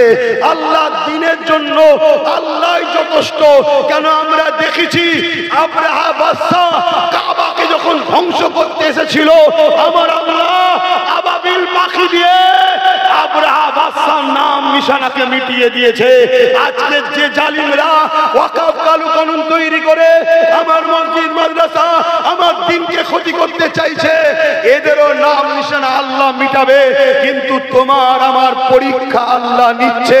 তুমি আমি মসজিদের পক্ষে না বিরুদ্ধে, মসজিদের পক্ষে দাঁড়ায় না মসজিদের দুশমনদের পক্ষে দাঁড়ায়, আল্লাহ এই পরীক্ষা নিতে শুরু করেছে। বলো, মসজিদের পক্ষে না মসজিদের বিরুদ্ধে? মসজিদের পক্ষে না বিরুদ্ধে? কারা কারা মসজিদের পক্ষে হাত তুলো, লম্বা হাত তুলে রাখে, লম্বা হাত তুলে রাখে। শোনেন শোনেন, লম্বা করে হাত তুলেছেন, ডায়ে বায়ে দেখেন কেউ হাত তুলতে বাকিয়েছে কি? দেখলেন হাত নাবা। এই যে দেখতে বললাম কেন, মারবো বলে না, ইসলাম জুলুমের পক্ষে নয়। শুধু দেখে লিওয়া আর চিনে লিওয়া যে গাদ্দার আমাদের নয়, বাস। ঠিক তো নাকি? কেন মুনাফিক চিনা দরকার আছে না নাই? তাই আমি অনুরোধ করব প্রত্যেকটা ইমাম ভাইকে, প্রত্যেকটা ওয়াইজিনকে অনুরোধ করব, মসজিদের দুলাইন হলো জুম্মার দিন বলুন। কি বলবেন? যে ওয়াকফ আমাদের সম্পদ, বাঁচাবার জন্য ভাইয়েরা মুসল্লিরা লড়াই বন্ধ করো না, লড়াই চালিয়ে যাও। যারা আমার ওয়াকফের নয় তারা আমাদের নয়, এতটুকু বলা দরকার আছে না? বাস। আর ওয়াইজিনরা যে ইসলামের দোহাই দিয়ে পেট চলছে, সেই ইসলামের সম্পদ, সেই ইসলামের ঐতিহ্য মসজিদ মাদ্রাসার জন্য 5 মিনিট হলেও বলা দরকার আছে না না? আলহামদুলিল্লাহ আজও আল্লাহ আমাকে বলাচ্ছে, আমি সংক্ষেপে আপনাদের বলে যাচ্ছি। আল্লাহ নবীর হাদিস শুনছেন সবাই? নবী পাক বললেন, অন্যায় দেখলে হাত দিয়ে রোখো। অন্যায় দেখলে কি দিয়ে রোখো? একটু সাড়া দেবেন, একটু সাড়া দেবেন। কেন 9টা বেজে গেছে, যাওয়ার সময় হয়ে গেছে আমার। অন্যায় দেখলে যদি হাতে ক্ষমতা না থাকে মুখ দিয়ে প্রতিবাদ করো, যদি মুখে ক্ষমতা না থাকে অন্তর থেকে ঘৃণা করো। এখন আমি জানতে চাই, কেন্দ্রের সরকার ওয়াকফ কালা কানুন করে যেভাবে মুসলমানদের ইসলামের ঐতিহ্য, মুসলমানদের সম্পদ মসজিদ মাদ্রাসাগুলোকে মিটিয়ে দেওয়ার প্ল্যান করছে, কেন্দ্র সরকার এটা নাই করছে না অন্যায় করছে? একটু সবাই বলবে। এই অন্যায়ের বিরুদ্ধে নাম্বার 1 হাত দিয়ে লড়তে হবে।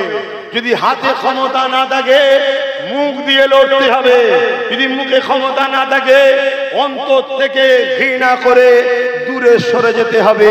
যদি না এই তিনটের মধ্যে কোনোটা না থাকে, আল্লাহ নবী বলছে তার মধ্যে ঈমান নাই। শুনছেন?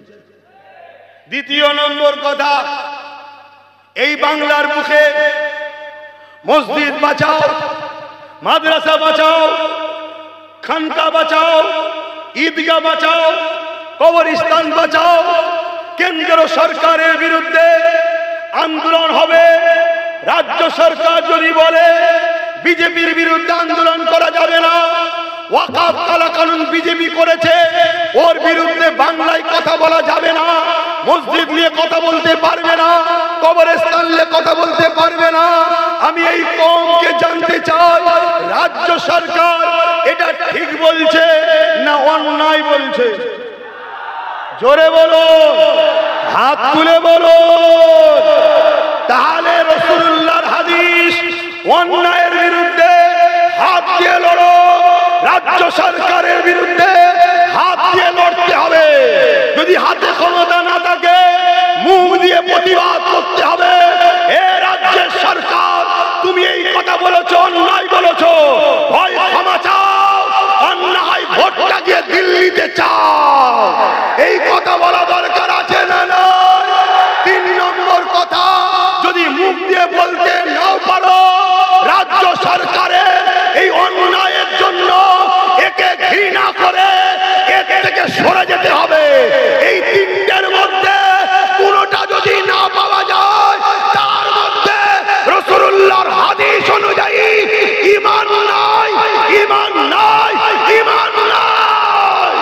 সে হতে পারে পীর সাহেব কিন্তু বেঈমান, হতে পারে পীরজাদা কিন্তু বেঈমান, হতে পারে আলেম মুফতি কিন্তু বেঈমান, হতে পারে মুসলমান হাজী সাহেব কিন্তু বেঈমান। কেন নবী বলল ইসলামের দুশমনদের বিরুদ্ধে হাত দিয়ে লড়তে হবে, মুখ দিয়ে লড়তে হবে, অন্তর থেকে ঘৃণা করতে হবে। তুমি তা না করে যদি দালালি করো, তুমি বেঈমান, বেঈমান, বেঈমান।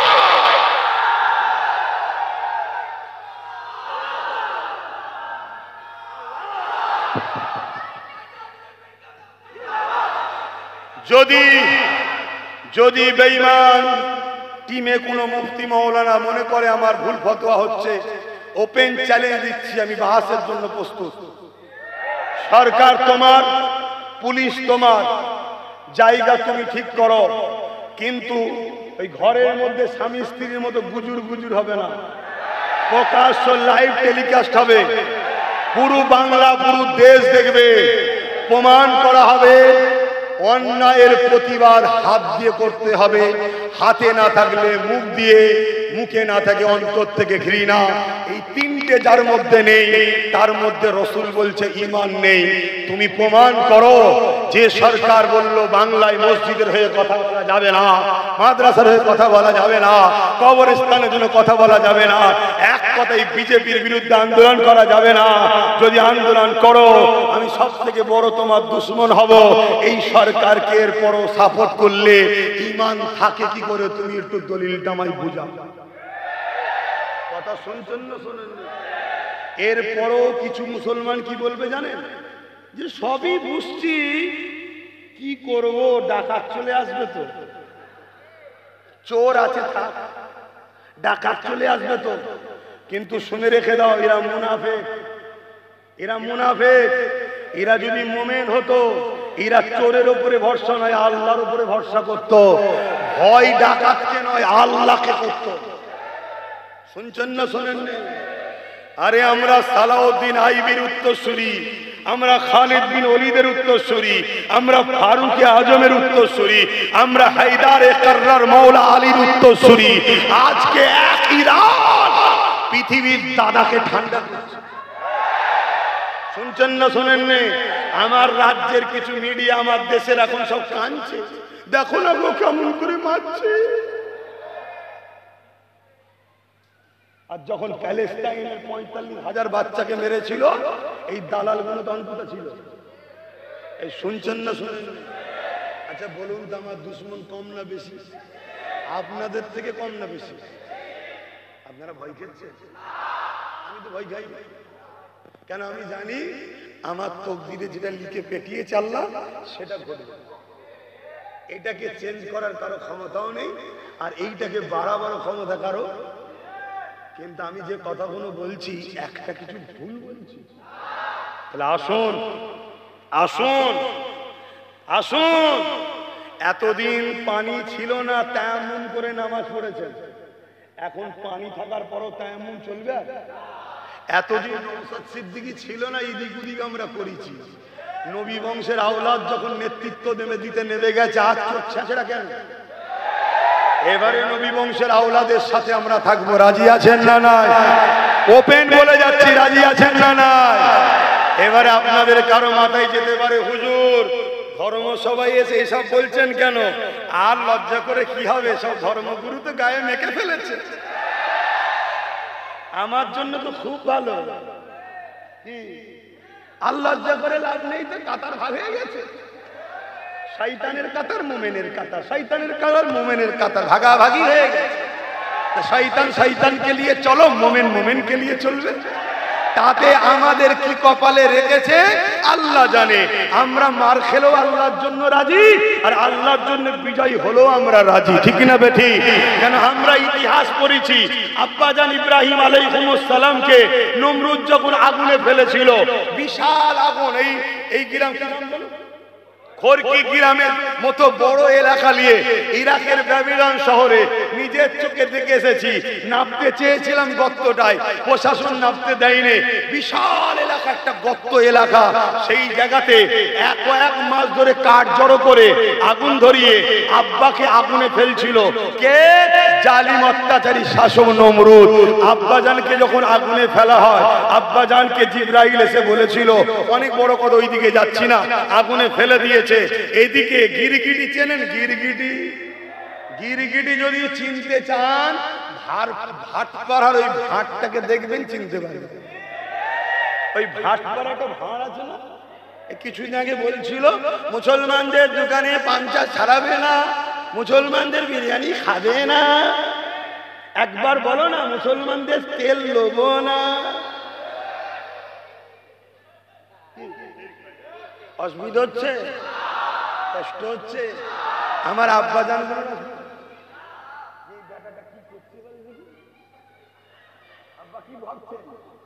আব্বা কোনকে জিজ্ঞেস করছে, আব্বা আমি তো আপনাদের ছেলে, পীরের বাচ্চা, মানে আপনারা আমার বাপের ভাই, পীর ভাই আমার বাপে, আমরা তো আপনাদের সন্তান, বলুন বাবাজি কি ভুল করছে নাকি? একটু বাপেরা বলুন, হ্যাঁ কি না বলবেন তো, ভুল করছি নাকি? আবার বাপেদের টেনশন হচ্ছে, ওই বেটা বলতেও পারছি নি, কোথা কি ফটো তুলে নেবে, কালকে দিয়ে জেল দেবে। মুরব্বী কোনো নিরাপদে আছে নাকি? 80 বছরের বুড়োকে এই সরকারের লোকেরা রেপ কেসের আসামি বানিয়েছে। এরা কত বড় অমানুষ বুঝতে পারছেন? 80 বছর বয়স, কেস দিয়েছে কি, রেপ করেছে। কত বড় জঘন্য ভাবতে পারছেন? তবে আমি দুটো কথা বলবো। একটা কথা যেটা বলছিলাম, আব্বাকে যখন আগুনে ফেলেছে, গিরগিটি এসে ফু দিচ্ছে যাতে আগুন ধরে। আচ্ছা বলুন তো, এই বিশাল আগুন ধরে আছে, ওতে গিরগিটির ফুঁয়েতে আগুন কি কিছু বাড়বে কমবে, কিছু ব্যাপার আছে? কিন্তু গিরগিটি ইব্রাহিম নবীর পক্ষে না বিরুদ্ধে? আর আজ নাই চেনেন, ও এসে চোঁচে করে পানি নিয়ে এসে দিচ্ছে। আচ্ছা বলুন তো, আজনায়ের চোঁচের পানিতে ওই আগুন কমা বাড়ার কিছু আছে? কিন্তু ইব্রাহিম নবীর পক্ষে না বিরুদ্ধে? আল্লাহ খুশি হয়ে গেল, জিবরাইল ফারিস্তাদের নিয়ে দেখাচ্ছে, দেখ আমারই সৃষ্টি দুটো, একটা গিরগিটি আর একটা আজনাই। দেখ আজনাই আমার ইব্রাহিমের পক্ষে প্রমাণ দিচ্ছে, আর গিরগিটি আমার ইব্রাহিমের বিরুদ্ধে প্রমাণ দিচ্ছে। তাই আমি আল্লাহ গিরগিটিকে মারা জায়েজ করে দিলাম, আজনাইকে মারা না জায়েজ করে দিলাম। আমরা গুটি কত লোক, আমরা মসজিদ মাদ্রাসার পক্ষে না বিরুদ্ধে আল্লাহকে দেখাবো, ঠিক না? আমরা নবী বংশের আওলাদের সাথে ইনসাফের পক্ষে না বিরুদ্ধে আল্লাহকে দেখাবো। যদি আমাদের দ্বারা উপকার হবে কি হবে না পরের কথা, কিন্তু আমার আল্লাহ তো দেখছেন যে এই বান্দাগুলো হকের পক্ষে, গরিবের পক্ষে, বিধবার পক্ষে, মজলুমের পক্ষে, জালিমদের বিরুদ্ধে, অত্যাচারীদের বিরুদ্ধে, মসজিদ মাদ্রাসা কবরস্থানের বিরুদ্ধে। শুনছেন তো নাকি? আল্লাহ পাক আমাদেরকে তো ওই আজনায়ের মতো আখিরাতে নাজাত দিতে পারে না, পারে না? কথা কিছু মাথায় ঢুকছে? এরপরও বলে যাচ্ছি, আমাদের যা ক্ষমতা আছে সেঞ্চুরি পার করতে আমরা পারি। কিছু মাথায় ঢুকছে? সেঞ্চুরি পার করতে পারি যদি আমরা একটা ভয়কে কাটাতে পারি। ওই ভয়টা কি? ডাকাত চলে আসবে। কি ভয়? ডাকাত চলে আসবে। আপনারা আমাকে কারা কারা বিশ্বাস করেন একটু হাত তুলে দেখাবেন? সত্যি বিশ্বাস করেন? আমি আপনাদেরকে বলছি, ডাকাত তো একদিন ঢুকবেই, ডাকাত একদিন ঢুকবেই, শুধু মহলটা তৈরি হচ্ছে। কেন এখন যদি ডাকাত ঢোকে, ডাকাত মার খেয়ে ফার্স্ট হয়ে যাবে। শুনছেন না শোনেননি? কেন ডাকাত তো জানে পশ্চিমবাংলার ভৌগোলিক পরিস্থিতি কিন্তু ভালো নয়। পশ্চিমবাংলা আর অন্য রাজ্য দুটো কিন্তু এক নয়। 2011 বলেছিল 33%। ছেলে ভুলে কি হওয়া সব বন্ধ নাকি? আমি শুনেছি ইসরায়েলে নাকি আল্লাহ এমন জায়গায় বোম মেরেছে ওদের ছেলে হয় না। শুনেছেন তো নাকি? হ্যাঁ, ছেলে হতে গেলে দুটো জিনিস লাগে, পুরুষদের একটা জিনিস আর মায়েদের একটা জিনিস। মায়েদের ডিম্বাণু লাগে আর পুরুষদের শুক্রাণু লাগে, তাই তো নাকি? এই দুটো জিনিসই তাহলে ইসরায়েলেদের আর হয় না। পুরুষদের শুক্রাণু হয় না আর নারীদের ডিম্বাণু হয় না। যদি নারীদের ডিম্বাণু হতো, আমেরিকার থেকে নাকি ধার সন্তান ছেলে করে নিত। ওটাও খোদা বন্ধ করে দিয়েছে, মেয়েদের হবে না। আমার কথা খারাপ? আরে ওরা যে লাইনে সে লাইনে বলছে, অসুবিধা কি? এত বড় অবৈধ না হলে এভাবে নিরীহ নিরীহ বাচ্চাগুলোকে মারে। একটা 3 বছরের বাচ্চাকে 300 গুলি করেছে। একটা 3 বছরের প্যালেস্টাইনের মুসলিম কন্যাকে 300 গুলি করেছে ইসরায়েলের সৈন্যরা। এরা কত বড় অবৈধ, বুঝতে পারছেন? আবার দেখবেন আমার দেশের কিছু লোকের আবার কষ্ট হবে। কেন আমার দেশের কিছু লোক আছে, এরা নিজেরা বিধবা হওয়া পছন্দ করে, সতীনের ঘর করতে দেবে না। তাতে স্বামী মরে যায়, মরে যায়। এই বোঝেন তো নাকি? স্বামী মরে যায়, মরে যাক, আমি তাতে বিধবা হয়ে যাই তাও ভালো, সতীনের ঘর করতে দেবো না। আমার দেশের এরকম কিছু লোক আছে। কিছুদিন আগে দেখলেন না, ডোনাল্ড ট্রাম্পের পুজো করি আর করি, তারপরে ওই ডোনাল্ড ট্রাম্প কি করলো? ভারতীয়দের হাতে পায়ে দড়ি বেঁধে পাছায় লাথি মেরে সব বার করছে। শুনছেন না? শোনেন? আর আমরা যদি মাথায় থাকতাম, ডোনাল্ড ট্রাম্পের কান ধরে মুলে দিতাম, এই শয়তান পাকামু ধরেছিস কেন? কলজে নেই, 56 ইঞ্চি শুধু নাকি বডি আছে, ভেতরে কিচ্ছু নেই। ভোল কোম্পানি দাদের মলম, খালি কলসি বাজে বেশি। শোনেন তাহলে, তাহলে কি বলছিলাম? ডাকাত তো আসবেই। ডাকাত আগে চোরকে দিয়ে বাজারটা ঠিক করছে। কেমন বাজার? বুঝাবার জন্য বলছি, বুঝাবার জন্য বলছি। শুনছেন দেখি? বুঝাতে গেলে উদাহরণ দিতে হয় তো নাকি? একটু হ্যাঁ না বলেন। আমার কষ্ট হচ্ছে। কুরবানি দিয়েছিলেন আপনারা? কুরবানির পশু জবাই কিভাবে হয় দেখেছেন? কুরবানির পশুর মাথায় হাত বুলোয়, গায়ে হাত বুলোয়, আদর করে, পানি খাওয়ায়। কুরবানি পশু মনে করছে আরে আমার কত আপন লোক এটা, ঠিক তো নাকি? এরকম আদর করতে করতে করতে করতে কখন পেটের তলা দিয়ে দড়ি দিয়ে আস্তে আস্তে বেঁধে তাকে শুইয়ে ফেলেছে, ঠিক না বেটি? আচ্ছা, যে বাঁধে সেই জবাই করে? জবাই যে করে সে হলো মৌলানা মলি সাহেব। সে একটু দূরে আড়ালে থাকে, কেন অস্ত্র দেখে ফেললে না তাহলে কুরবানির পশু বুঝতে পেরে যাবে এরা সব মিলেমিশে আছে, লাফালাফি শুরু করে দেবে। এজন্য সে একটু আলাদা থাকে। এখন আমাদেরকে যে জবাই করবে সে এখন দিল্লিতে আছে। এই মনীষা, এই চোরকে দিয়ে আমাদেরকে বাঁধা হচ্ছে। বেঁধে যখন ফেলবে, কুরবানির পশু যখন দেখছে মলি সাহেব এসে গেছে আর কিছু করতে পারে, তখন ওই মলি সাহেব দিল্লি থেকে এসে জবাই করবে। অতএব আসবে সে, এখনো সময় আছে, নিজেদের হাতে পাওয়ার তৈরি করো। এ যদি সত্যি আমাদের আপন হয় তাহলে ওয়াকাব নিয়ে যে কথা বলেছে ক্ষমা চা।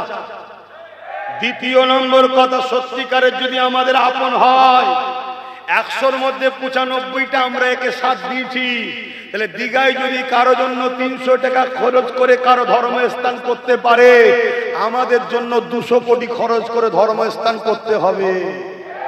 এই ভুল বললাম? তাহলে জানবো আমাদের আপন। 3 নম্বর কথা হলো, ক্ষমা চাওয়ার পরও 200 কোটি খরচ করতে হবে। এরপরও আরেকটা অপশন আছে, কি? আমাদেরকে গোলাম হিসাবে খাটালে হবে না, আমাদেরকে রাজনীতির পার্টনারে নিতে হবে। শুনছেন তো নাকি? অর্থাৎ চেয়ারে 4টে পায়া আর 1টা পায়া আমাদের ঘরে দিতে হবে। কেন চাইছি? আজকে খুব ঠান্ডা মাথায় ভেবে দেখো, ধরো ইনি ক্ষমতায় বসে আছে, 4টে পায়ার মধ্যে 1টা পায়া যদি আমাদের হাতে থাকতো, তাহলে ওই চেয়ারে বসে বলতে পারতো দিল্লি যাও। কেন জানে 1টা পায়া অন্যজনের পা খুলে নিলে আমি পড়ে যাব। তাহলে আমাদের পাওয়ারের দরকার আছে না? না।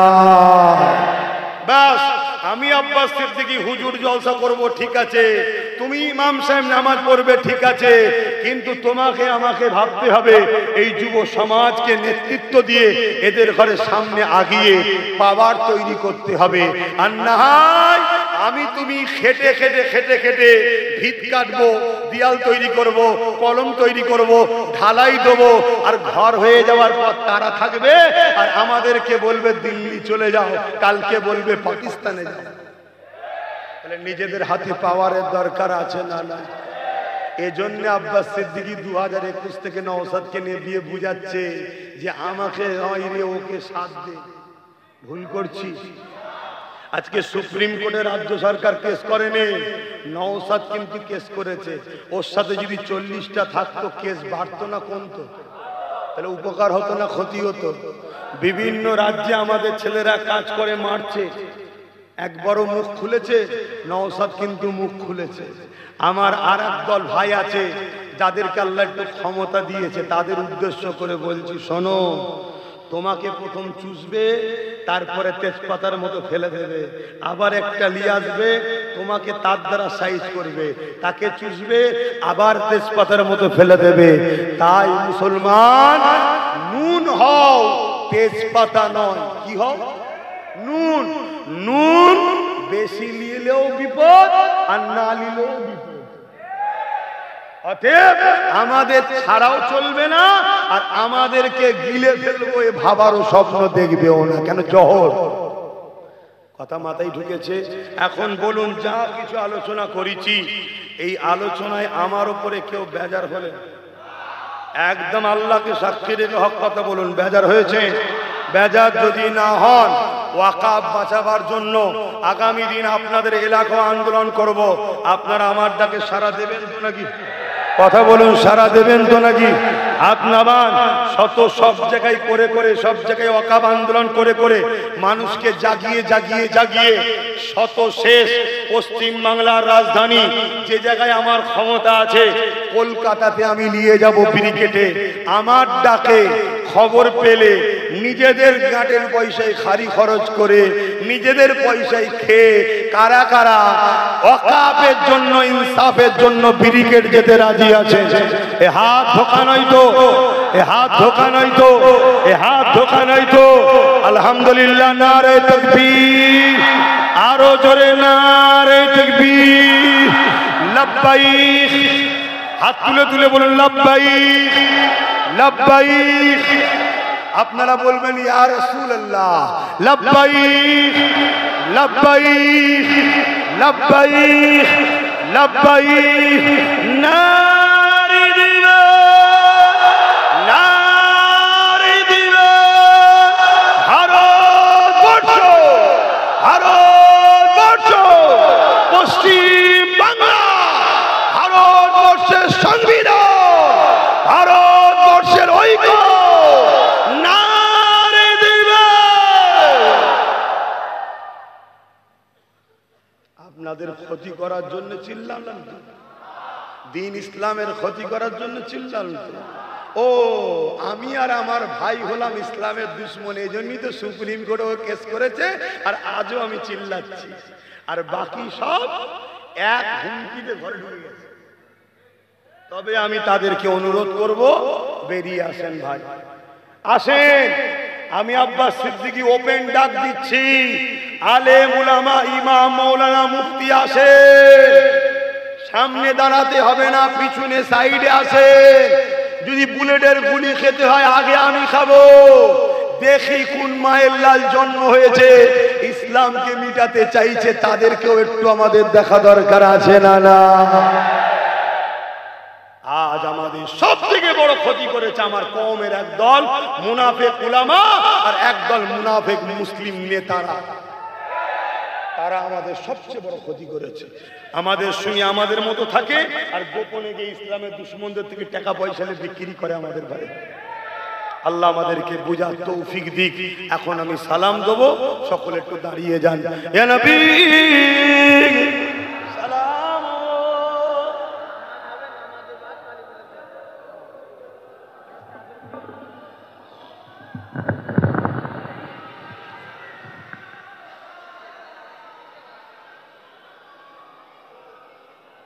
طلع البدر علينا من شنيات الوداع وجب الشكر علينا ما بدا لله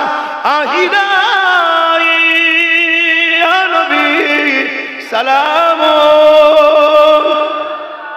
يا رسول يا حبيب سلام সালাওয়াত الله। ভাই নামাজের জন্য সংক্ষেপ করছি, সকলে গায়ে গায়ে বসে যান, এক্ষুনি দোয়া হবে, এক্ষুনি দোয়া হবে। ভাই আমার ইমাম সাহেব ভাইরা, ইমাম সাহেব ভাইরা, উলামা ভাইরা, যদি আমায় বিশ্বাস করে আমার সাথ দেন। শুনছেন? আমার সাথ দেন। 2500-3000 নয়, 20,000 করে টাকা মাইনের ব্যবস্থা, আর ইমাম মুয়াজ্জিনদের 10,000 করে মাইনের ব্যবস্থা আপনাদের করে দেবো, চ্যালেঞ্জ দিচ্ছি। শুধু সাথ দিতে হবে। আপনার যদি মনে হয় আব্বাস সিদ্দিকী বেকার বলছে, সাথ দিতে হবে না। একবার আসুন, গোপনে দু ভাই একটু আলোচনা করি যে আপনি কি করে বলছেন, এটা শুনতে অসুবিধা আছে? একবার আমার কাছে এসে বসুন, আমি আপনাকে রাস্তা দেখাবো। আপনি অবাক হয়ে যাবেন যে আব্বাস সিদ্দিকী 20,000 অনেক কম বলেছে, আরো বেশি পাবো। আমরা সব পারি, কিন্তু এখনো টাইম আছে। কাল এই টাইমটা নাও থাকতে পারে। কেন? একটা আইন তৈরি হচ্ছে, মুসলমানদের ভোটার অধিকার কেড়ে নেওয়া হবে, অর্থাৎ থাকবে এদেশে ভোট দিতে পারবে না।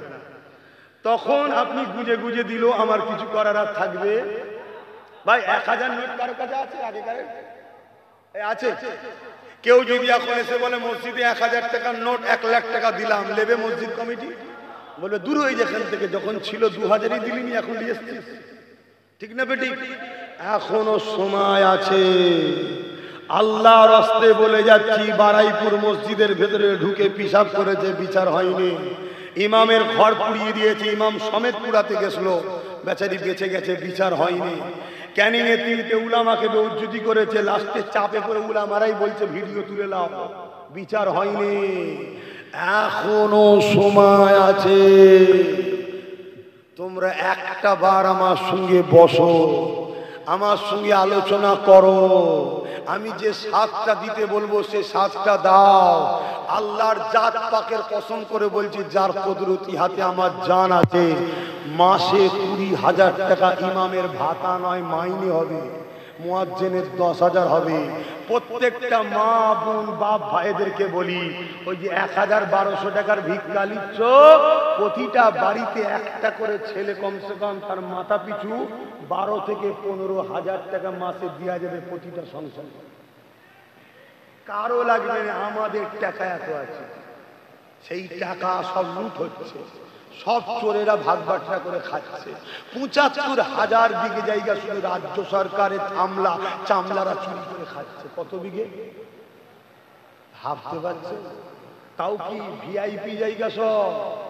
যদি আমার কথা বিশ্বাস হয় আগে আসে, তবে দেরি করবেন না। কেন? ওরা কোনো হালেও এই কাজ করতে দেবে না। তার নমুনা দেখুন তো, তার নমুনা দেখুন না। এই রাজ্যে পূর্ব মেদিনীপুরের একজন দিনরাত বিষ উগলাচ্ছে, তাকে পুলিশ দিয়ে পাহারা দেওয়া হচ্ছে, তার এলাকায় থানা তৈরি করা হয়নি, তাকে ডিস্টার্ব করা হয়নি। অন্যজনরা ফিতনা লাগাচ্ছে, তাদেরকে ডিস্টার্ব করা হয়নি। সেই এক নওশাদের পিছনে সবাই লেগে আছে। কি মুসলমান আর কি সবাই দেখুন ওর পিছনে লেগে আছে। কেন? ও সবার জন্য কথা বলছে। যা আজান দিচ্ছে, কথা শেষ, আপনারা এখনই দোয়া হবে, তার আগে ছেলেদেরকে পাঠাচ্ছি, যার যা খুশি পকেটে হাত দেন, যার যা খুশি একটু শরীক হন, জলদি করে দেন। আর কথা নয়, আজান হয়ে গেলেই দোয়া হয়ে যাবে। 9:30 যাওয়া। ইসলামের সারা জীবন জাহান্নাম। মসজিদ মাদ্রাসার জন্য